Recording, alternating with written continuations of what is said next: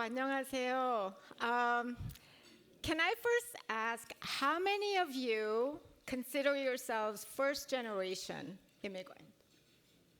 Like, 크게 이렇게 해주세요. Okay. How about, as we call 1.5? Wow. And then how about second generation? We're such a multi-generation here in this room. So good to be here, and thank you so much for that introduction and a warm welcome. I feel very privileged to be here and sharing, I guess, my work and the community work that I've been a part of, and coming from Chicago. So I'm older, and so when I was asked to talk about my story, it's a little longer. So just bear with me.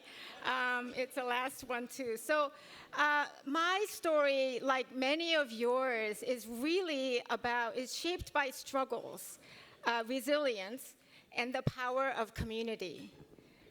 I was born in Seoul in 1961, 7.5 years after the Korean War ended in armistice. So the country was still rebuilding from the war, and so much of the country was really living in poverty. And in the neighborhood that I was born and raised, people were some people didn't even have necessities. And we're talking no water, no bathroom, and often not enough food. But there was one thing we had, which was community. So we shared water, shared food, we shared bathrooms, and then we also took care of each other's families and children. My mother was a nurse, and she often helped many people who couldn't afford medical care.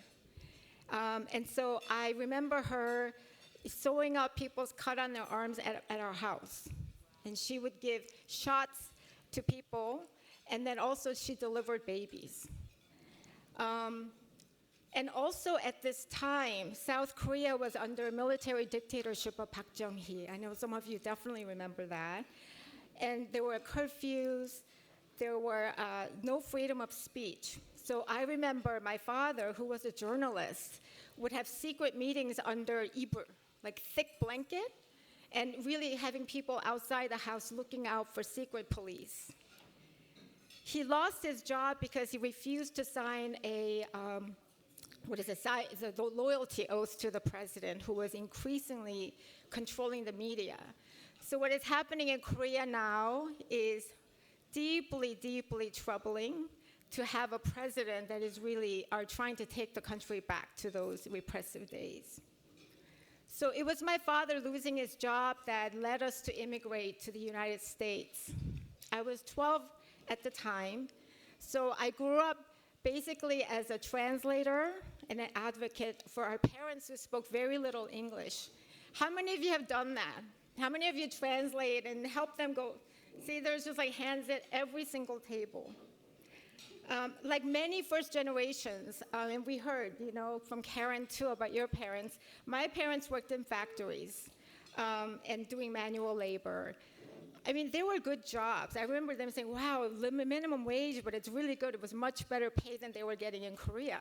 So they were grateful, but they could no longer use their skills and their talents because they didn't speak English.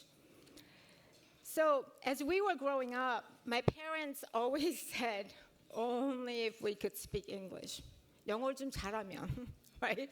Then their life would be more improved. So they emphasized how actually language, as immigrants, language is power. And then they also talk so much about, since we spoke English, we have to use the power that we have and to really be helping those people who are still struggling, and in this case, especially because of English. And that message really became the powerful force that really drove me to the work that I'm doing. So through my childhood career of being an advocate and a translator, I really grew up understanding the struggles and the power of our immigrant community. My very first job out of college was with the mayor's office, Harold Washington, the first black mayor in Chicago. And it was there that I really began to see how the powerful organizing could be. One of our key victories at the time was to really winning affirmative action goals for Asian Americans in the city that there wasn't there before. And so I saw firsthand what our collective effort can do. It was really, really amazing. Since we, what's affirmative action now, right? But we have that. But as you also know, and many of you here all know this, that the work was challenging as a young woman in a male-dominated world. So I often faced belittlement and harassment, and other women leaders were telling me, I was a really young kid, but they were telling me that they were experiencing sexual harassment from men who was in power. And one story in particular really shaped my commitment to this work. Because I was at the mayor's office, a police called me asking for help with translation. So he had found a woman walking down the street in the middle of the night with 3 children. And so it turned out that she had been at the shelter, but she left. And she told me that even though she was physically safe at the shelter, she couldn't stay there because she couldn't communicate with any other people because she didn't speak English.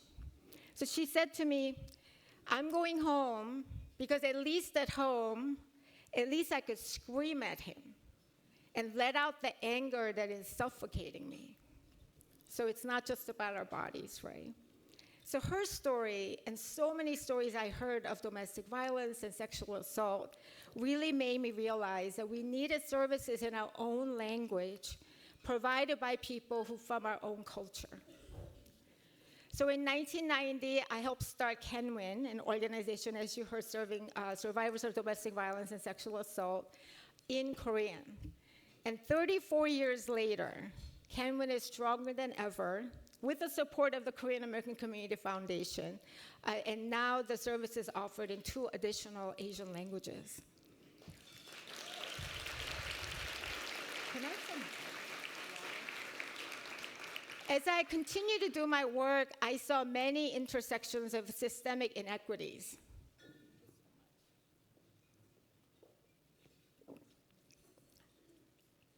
The intersections that a woman can be a survivor of domestic violence, but she could also be a victim of wage theft, harassment, and discrimination at work.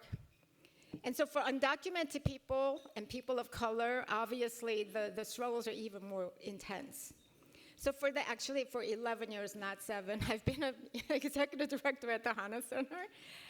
It's an immigrant justice organization, another Korean American Community Foundation grantee, where we focus on meeting the needs of Korean, Asian American, and multi-ethnic immigrants. And we also do organizing and advocacy to build community power. Each year, we serve about 16,000 community members with 50 plus staff, with 70 community leaders, and over 200 volunteers. It's huge, so I'm gonna demand that you all just give a round of applause for that.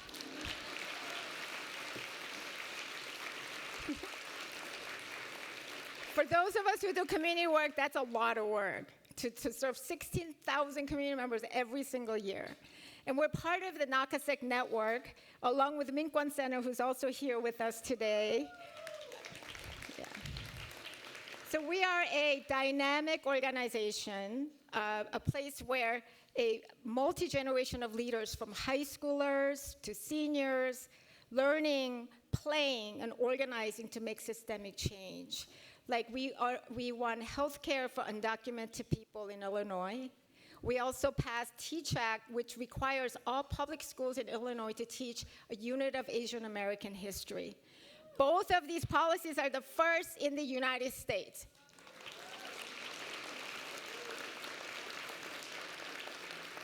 And these victories weren't easy at all by any means, but they were powerful steps in making our community and ourselves visible and valued.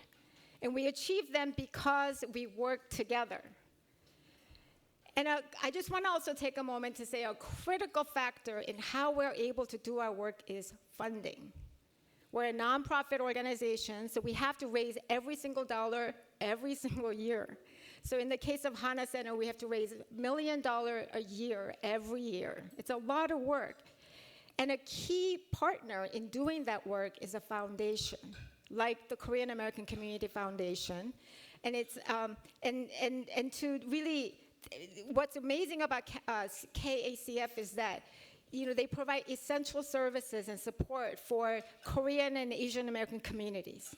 And because of the growing support, KACF expanded their giving. So just starting last year, organizations like HANA Center, in addition to Mingguan and all the New York area organizations, HANA Center, KACF networks around the country, we have 4 others. And then Kenwin, we're Chicago area across the country, we're all are one of the fortunate organizations to get support from KACF, and we're very, very thankful. And that's happening because of the donors like all of you. So I want to say on behalf of all the grantees, thank you very much.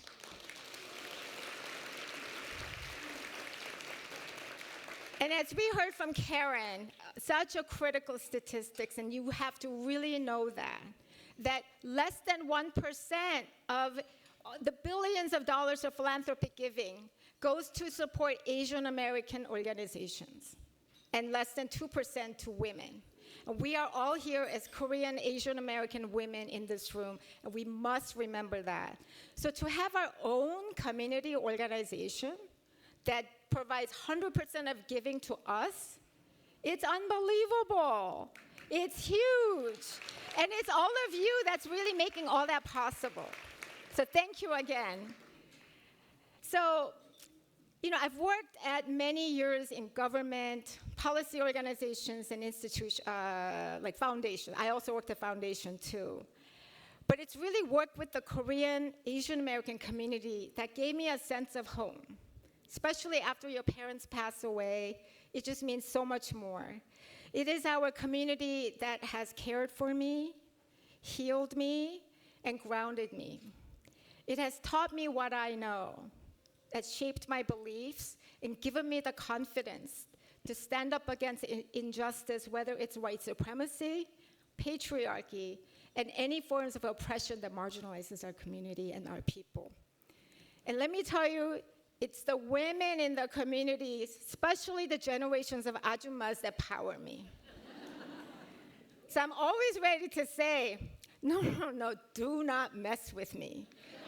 You have no idea who my people are, because I'm with an army of ajummas.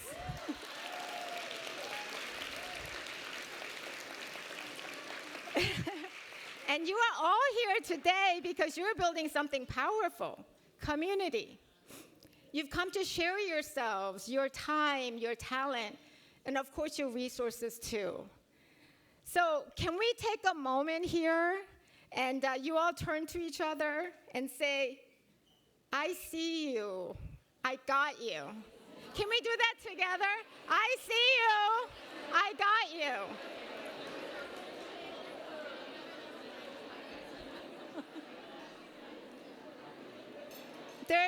There's a Korean saying, I'm sure some of you heard this, but there's a Korean saying that says, the more we share our sorrow, the smaller it becomes.